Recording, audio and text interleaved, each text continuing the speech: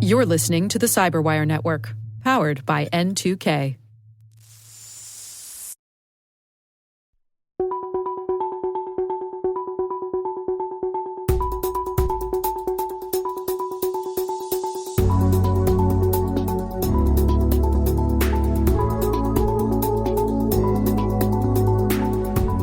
Hello, Maria Varmaz is here.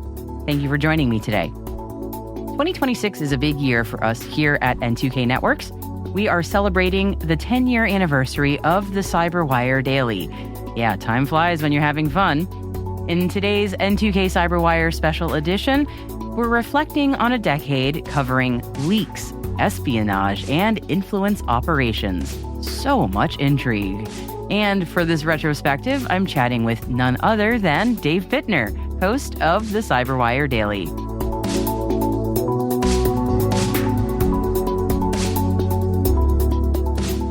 We are jumping back into our discussions about 10 years of the CyberWire Daily, so who better to walk me through it than the host of the CyberWire Daily, the one and only Dave Bittner. Hi, Dave.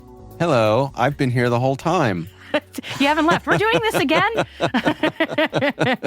You've been sitting there in that chair for 10 years. It's pretty much, yeah. Literally, haven't left. No, sometimes they let me out on good behavior, but it rarely. Well, thank you for shambling over to the microphone. Yeah, that's right. Hopefully you don't hear the chains clinking too loudly, like an attic ghost. Oh, is that what that was? Okay. Yeah, well, the editors edit most of it out, but every now and then some sneaks through. Yeah. Well, for someone who's been trapped in a tiny room for 10 years, you sound very chipper, so appreciate that, Dave. Appreciate you talking to me today about yet another panorama of what you've noticed over the last 10 years in the stories that have been covered in the CyberWire Daily. And our focus for today is something that, honestly, I hadn't really put two and two together until I started doing some prep for this. I don't know what happened 10 years ago, but around 2016, some stuff started to happen in the cybersecurity world that I don't know what 2016 would have to do with it. It's a mystery. But there seemed... What was going on in the world that year? In 2016? Yeah, it's weird, right? Right. After years of people in InfoSec kind of chuckling about the threat of hacktivists being an overblown sort of 90s era threat, suddenly sometime in 2016, we started seeing nation states and other large organizations, shall we say, using cybersecurity, cyber attacks for influence operations and not just hacking stuff, but then hacking with the point of leaking that information to influence someone or something and I'll ... But again, I don't know what that year could have had to do with anything, but 2016, we started seeing a whole bunch of it. That's true. Yeah. What do you remember from all that, Dave? Well, I mean, obviously, 2016 was a big election year and a contentious election year. What? I guess after 2016, there's been no other kind. But but I think it's fair to say that objectively that it was a contentious election year. But what we're getting to here is that we had the DNC email leaks, the Democratic National Committee. Pretty much accepted these days that Russian intelligence operators got into the Democratic Party's networks and they stole a bunch of emails and then released them during the presidential campaign. And I guess, to say what was the point of departure here, what was different is that nation states had been doing espionage forever, as long as there have been nation states. Truly. But doing this sort of thing of not just stealing the information so that you know what's going on, so that you know what the other side is up to. This was when we started, or they started, it was started that the information was being leaked as a weapon. They were weaponizing this information, in this case a political weapon. So going from just simple intelligence collection and now, as you mentioned, using it for influence operations. Yeah, I remember some dialogue in 2016 about how ethical it would be for news organizations to report on the information that was leaked. And there was a lot of wringing of hands about, do we use this information that these, what do we want to call them, hacktivists? That's not correct. But this information that's being leaked, and then it became a bit of a feeding frenzy of, well, if we don't use it, someone else will use it. And now it just seems a little bit de rigueur that, major news outlets are of course they're going to talk about it. If it gets leaked, it's going to get used. But that wasn't always the way it was. Am I imagining this? Or No. Yeah. I mean, the comparative innocence seems kind of quaint by today's standards. You're right. Only 10 years ago. Only 10 years ago. Oh, how time flies. And of course, we have to realize we had COVID in the middle of all this, in the middle of the last decade, which to me really made my relationship with time itself a lot looser. And I hear lots of people say that time doesn't really have the same meaning that it did before COVID. I'm not sure what that means, but it seems to be commonly experienced enough that there's a lot of general agreement that that's a thing. So the only black 10 hole years. of time. Yeah, truly. Yeah, it was a quainter time back then. But yeah, the DNC email leak, there was a lot of fallout from that one, where the stories were sort of getting percolated through the news, but also I think it was an opening of a door of going, hey, they can do that. So one can do this? Okay. And then we just saw a bunch of other campaigns sort of doing something similarly. Do you remember anything that might have come after the DNC leak in subsequent years? Well, I mean, we had the Panama Papers. That was also right around 2016, and that was journalists got millions of documents that were talking about offshore financial arrangements. The old in the old days used to say Swiss bank accounts. Yes. Oh yes. They were in islands and nations that were sympathetic to helping folks hide wealth and escape taxation and all that sort of thing. And so the release of those papers had ripples throughout the global economy. People were investigated. Some people had to resign their positions, and there were all kinds of policy debates about that. And I think one of the things that set that apart or got it so much notice at the time was just the scale of it. It was huge, millions of documents. And so journalists had their work cut out for them. Yeah, I think people are still pouring through them. Right, the days before ChatGPT, right, where you could just say, analyze this, Yeah. It was much more of a manual process. So now we have journalists, but also activists, people who are pro-transparency, looking at this big document dump and looking at it as an opportunity to advance their cause or shine a light on things that had previously been going on in the shadows.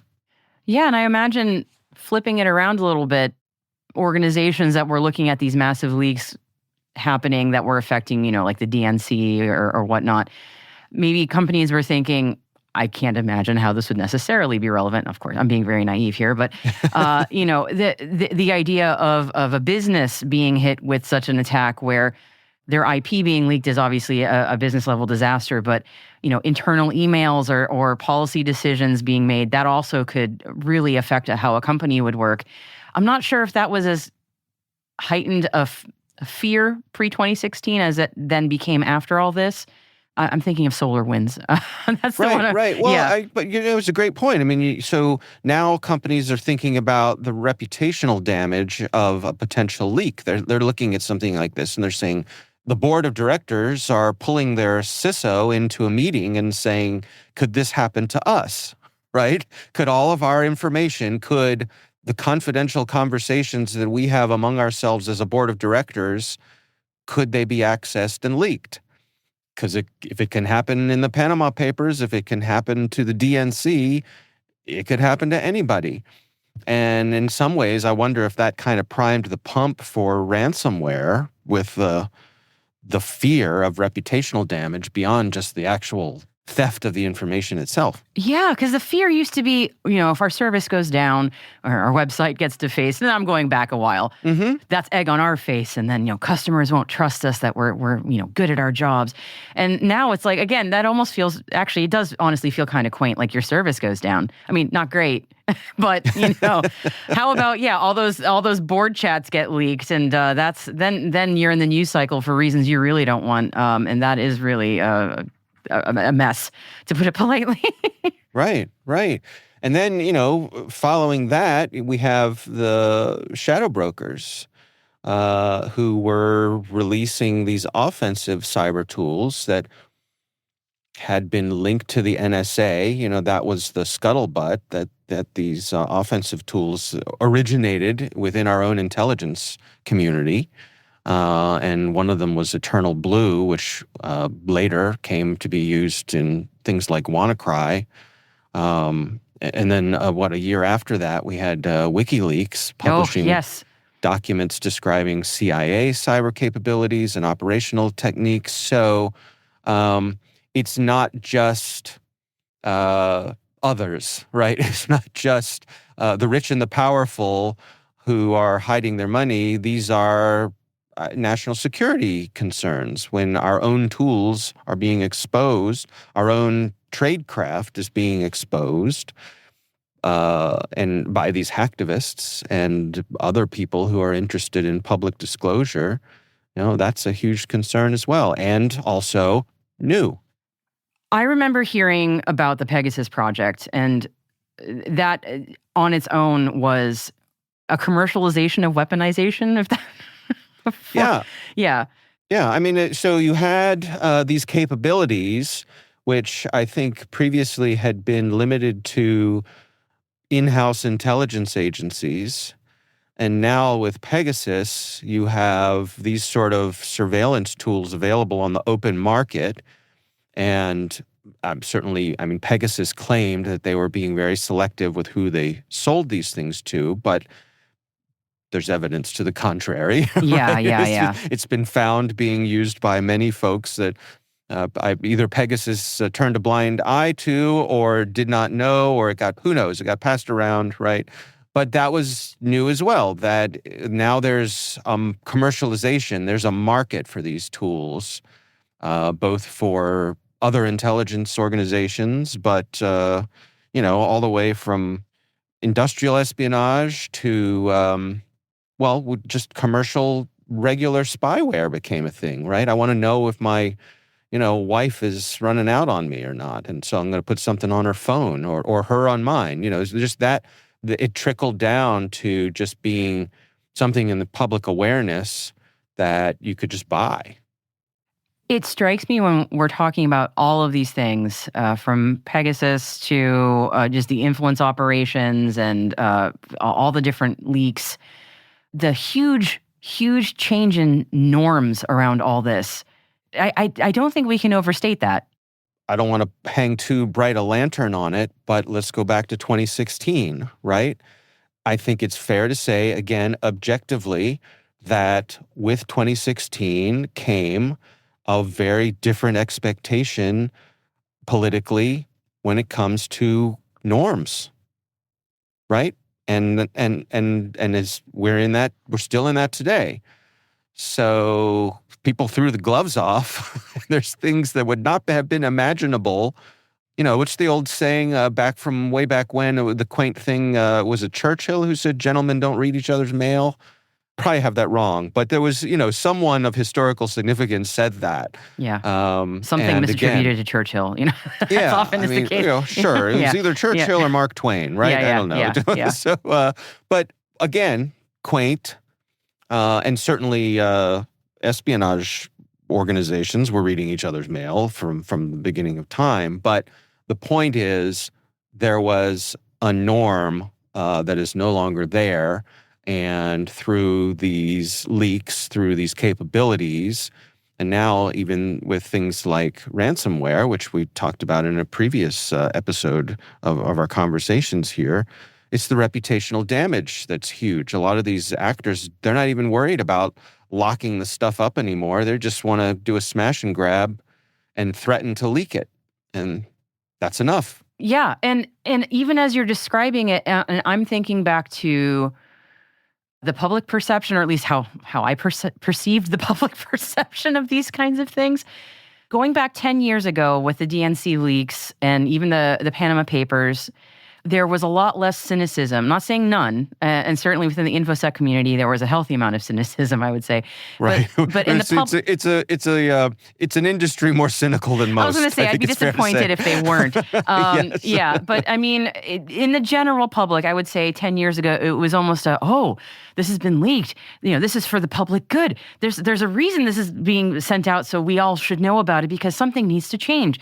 And now when these smash and grab, great way of putting it, Dave, smash and grab leaks are happening, people are so much more cynical broadly. And again, it's not just InfoSec people. I think everyone's like, yeah, what's the play here? In 10 years, that's been how I guess everyone has sort of wised up to this a little bit.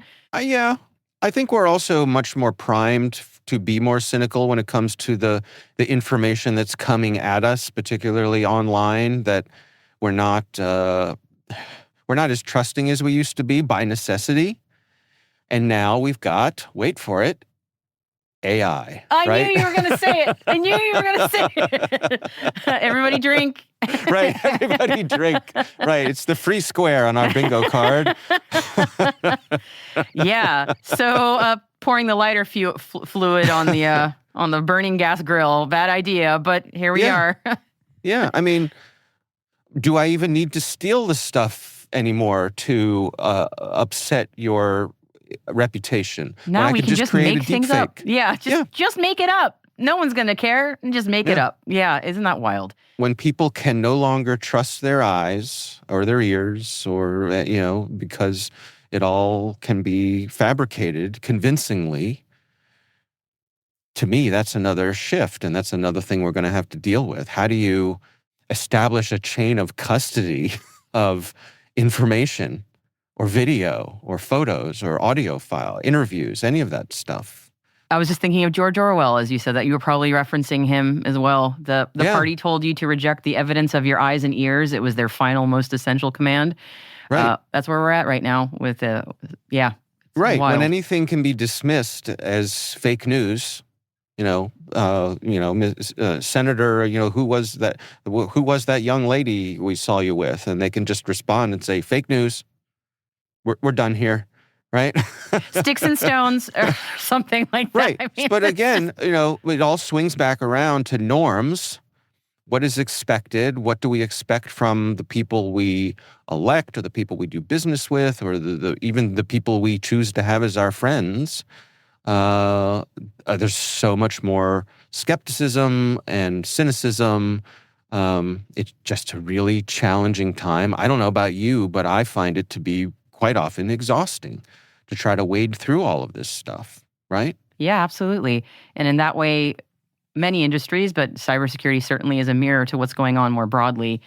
And as we were talking about norms, I think when I was a baby cybersecurity person back in the day, a lot of the things we just talked about over the last 10 years I think would have been considered red lines of some kind.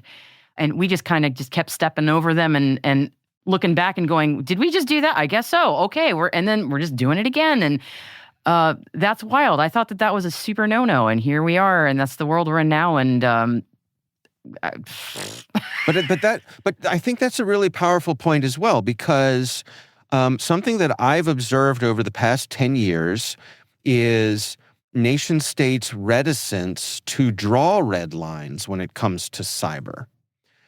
And I believe, and it's been supported by folks I've spoken to who know much more about this than I do, that they don't want to take away their own offensive capabilities by drawing bright red lines. Yeah, nobody wants to be the first person to pull a punch. I mean, right, yeah.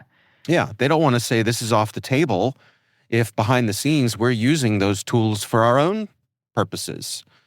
But the sideline or the side effect of that is ransomware operators target hospitals. When I think who in the world would disagree that they should be off limits, right? Yep. Yeah. So what a world. I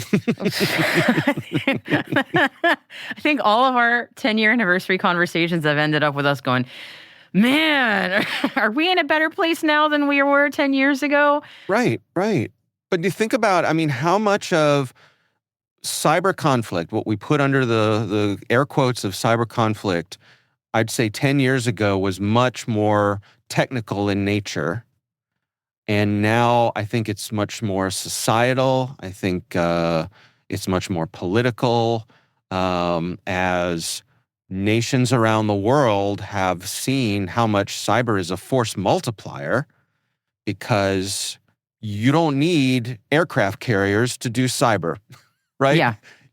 You don't need to make that investment. I mean, you can, but Right. you don't have to. I mean, there's no doubt. Do aircraft carriers give the United States of America an advantage? Sure, Of course, right. but it's not but the gulf is not as wide as it used to be, when a small nation state can threaten turning off our lights or fouling our water, or backing up our sewers because they can get into our critical infrastructure. I believe that changes the equation. And I think that's a lot of what we're seeing these days are the ramifications of those truths. Yes. And honestly, I think with that evolution, it's also just kind of making this a little silly, I suppose. I don't think anyone thinks cybersecurity is an IT problem anymore. Whereas, I mean, surely there are organizations that may think that, and I understand. But let's get real. Any place that's really worth their salt is not thinking that anymore. It's just the risks are too great, and we've seen it play out. Yeah. So nobody's going, oh, Rob the IT guy, that's his issue. No. Right. And even on a personal level, 10 years ago, we weren't seeing gift card scams the way we are today. We weren't seeing grandparents losing their life savings the way we are these days. So again, I think that points to the general awareness of these things by necessity, because as cyber has become so much a part of our daily lives through things like social media, so too has cybercrime, cyber espionage, cyber influence naturally become part of our lives as well. And that's the new world we live in, and that genie's not going back in the bottle. Well, on that upbeat note, Dave. Right? Let's go curl up in a little ball in an empty bathtub, right? And sort of sway back and forth. I mean, we always live in interesting times. Yes, indeed. Yes, oh, my indeed. God. All right. Well, Dave, as always, a really illuminating chat. I promise I won't be rocking in the corner hyperventilating into a paper bag for too long. No promises from me. Yeah, it might happen, but I'll do that off mic. I'll do you a favor. Right. Would love to know if you have any parting thoughts for the audience before we close out. No, I mean, I'm really enjoying these looks back that you and I are doing here, and I hope the audience is as well. I think it's what it's done is made me kind of take stock and really see how far we've come and how much things have changed. I think when you're in the middle of it every day, there's a little, boil the frog going on where you don't notice it in small increments. But when you really look back over the course of a decade, you can see how much things have changed. It makes me wonder where we're headed. I try to stay optimistic amidst all of this. I think most people in the world are generally good and operate in good faith, but these things happen disproportionately, I think. And what was the old joke from decades ago that to err is human, but to really screw up requires the use of a computer? Well, be careful what you ask for. Here we are. Well, Dave Bittner, host of the CyberWire Daily, as always, thank you so much for joining me today. My pleasure. I look forward to our next chat. You got it. Thank you for joining me today. See you back here next time.